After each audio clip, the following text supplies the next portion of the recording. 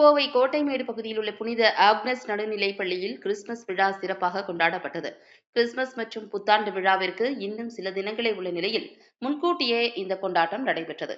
பள்ளியின் தலைமை ஆசிரியை சகோதரி நிர்மலா ஒருங்கிணைப்பில் நடைபெற்ற இந்த விழாவில் தமிழக சிறுபான்மை ஆணைய உறுப்பினர் முகமது ரபி மற்றும் ஆயர் ஜார்ஜ் தனசேகர் ஆகியோர் சிறப்பு விருந்தினர்களாக கலந்து கொண்டனர். விழாவின் தொடக்கமாக ஆசிரியைகள் மற்றும் மாணவ மாணவியர் கிறிஸ்துவின் புகழ்பாடும் பாடல்களை இசைத்தனர்.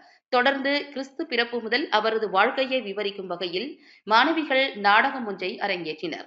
இந்த நாடகத்தில் மாணவிகள் தத்ரூபமாக நடித்து காண்பித்தனர். விழாவின் அடுத்த கட்டமாக மாணவிகள் மற்றும் ஆசிரியைகளுக்கான ஆடல் பாடல் நிகழ்ச்சிகள் நடத்தப்பட்டன. இதில் கிறிஸ்துமஸ் தாத்தா வேடமணிந்த மாணவிகள் ஜிங்கிள் பெல் பாடல்களை பாடினர். இதனை கண்ட மற்ற மாணவிகளும் உற்சாகமாக உடன்பாடி ஆரவாரம் செய்தனர். இந்த உற்சாகமான சூழலில் பள்ளி ஆசிரியைகளும் கிறிஸ்துமஸ் தாத்தா வேடமிட்ட மாணவியர்களுடன் இணைந்து நடனமாடி அனைவரையும் மகிழ்வித்தனர்.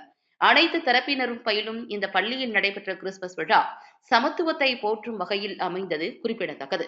மாணவிகள் அனைவரும் ஒன்றிணைந்து கிறிஸ்துமஸ் விழாவினை உற்சாகமாக கொண்டாடி மகிழ்ந்தனர்.